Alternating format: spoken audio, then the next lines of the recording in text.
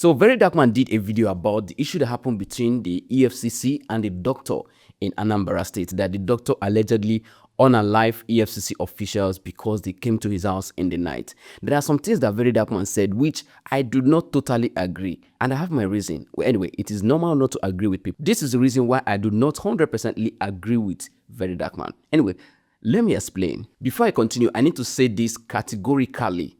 Disclaimer that I condemn any form of unaliving anybody, be it citizen, be it law enforcement agency. Everybody deserves equal rights of living, no matter who you are. Anyway, let's continue. So on the 17th of January 2025, it was alleged that some EFCC officials broke into a man's house by 3 a.m. Although the story said 4 a.m. But EFCC has released a statement stating that it is 3 a.m. So let's believe that the EFCC officials broke into a man's compound by 3 a.m. to raid. Now, during that process, there was an exchange in gunfire, meaning there was an exchange, meaning say EFCC shoots, the man said shoots. So the man bullets can't hit EFCC officials, 2 of them, but 1 unalived immediately. 1 sustained injury, which is stayed in the hospital. Now, let's go back to what VeryDarkMan said. According to him, he said there's no specific time to fight crime, which is actually true. And most robberies happen in the night, right? Good. There is no particular time to fight crime. There is nowhere where they scheduled the time to fight crime from 6 a.m. to 6 p.m. in the night. No. Although a lot of all these our security agencies, all these our personnel, they abuse all these things. Yes, fine and good. But don't take it in your mind to say, how will they come by 3 a.m.? No. Even the popular hush puppy will not know. Let me play a short clip as to when he was arrested. 6 raids were carried out simultaneously while the suspects were sleeping in their Dubai residences. After months of investigating and hours of monitoring the gang's social media accounts, Oshpopi was beat when they were sleeping. Before I continue, this is the place to click the follow button. Yes, engage so that you see my post again. VeryDarkMan used that Hush Puppy video as a justification that even Interpol can bust your house in the night or any time and arrest you. But this is what VeryDarkMan failed to say, or what he did not take in consideration while using that video. The Interpol did not just wake up one morning and bust Hush Puppy in their house, or maybe got information or informant called Interpol that, hey, there's a fraudster in this hotel, come now, and they bust out immediately. No, they did not do that.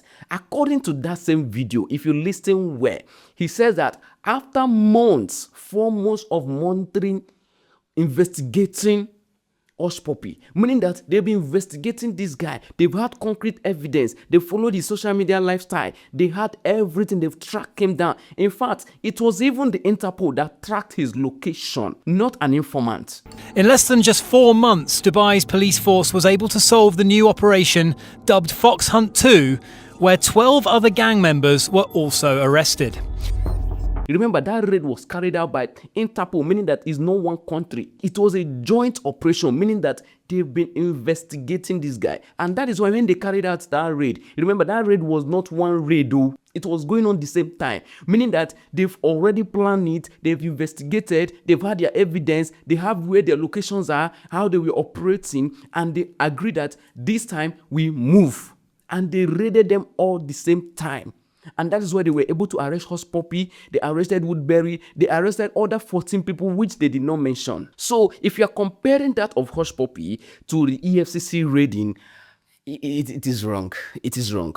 Now, what did EFCC do in Anambra? According to the statement the EFCC released after this whole incident has happened, the only evidence or investigation they had was preliminary investigation shows that Ikechukwu was involved in coding an online sales of medical equipment with doubtful legitimacy. Now, if you don't understand, let me explain it better. EFCC is trying to say that they understand that Ikechukwu was involved in online sales. Say they sell some things online, and he was also involved in coding. Say they code that those things he's selling online is doubtful legitimacy, meaning say some things where Ikechukwu they sell or Dr. Ikechukwu they sell online has some doubtful legitimacy. They are not sure, meaning say they are not sure. And according to the EFCC, they said when they finally gain access to Ikechukwu house, when Dr. Ikechukwu don't already own a life one of them, they find 2 laptops, they find iPad and other recording device. Somebody who do coding, waiting go take code, no be laptop or iPad. Somebody who sells medical equipment online, which according to the EFCC, the legitimacy is not sure, is not with a doubtful legitimacy. You no go use laptop. Meaning that these people did not actually carry out their investigation before busting somebody's house. Now, let me take myself as an example. As a law-abiding citizen that I am right now, I've been saving money for years, and I now finally buy my dream Benz, and I buy another Lexus, maybe for my babe, or for my wife, or for whoever I love. I buy 2. So maybe one of my neighbors now say, this boy will not get car before he just immediately buy 2 cars, and I call EFCC. EFCC, that's, you just buy 2 cars at once, they now bust my house, enter my house, and they will now see laptops. Me will be saying normally as a content creator. Don't you expect plenty laptops in my house? Don't you expect recording device? A doctor that also do coding and also sell medical equipment online. Don't you supposed to have recording equipment and probably a laptop? To me, they did not do their investigation well before going. Let's say the truth, irrespective of whoever has been unalive. Now, let's go back to the unaliving or the shootout. There was a shootout between 2 people. What if it was Ikechukwu or Dr. Ikechukwu that was unalive at the process of that operation?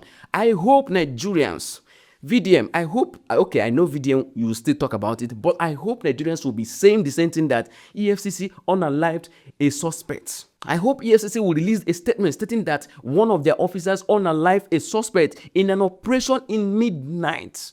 I hope EFCC too will do that. Remember, in November 2023, the EFCC chairman banned night raiding. They released a statement. It is on the official website. It is on their official Twitter handle. They banned night raiding. And this ban happened immediately after they carried out an operation in Ile-Ife, which involved something similar like this. They entered their raid. I think somebody unalive that time. A citizen died or something. I'm not 100% sure. I can't remember. But something terrible happened that time. The same issue that happened that time, that they bust hotel and beat up one young guy.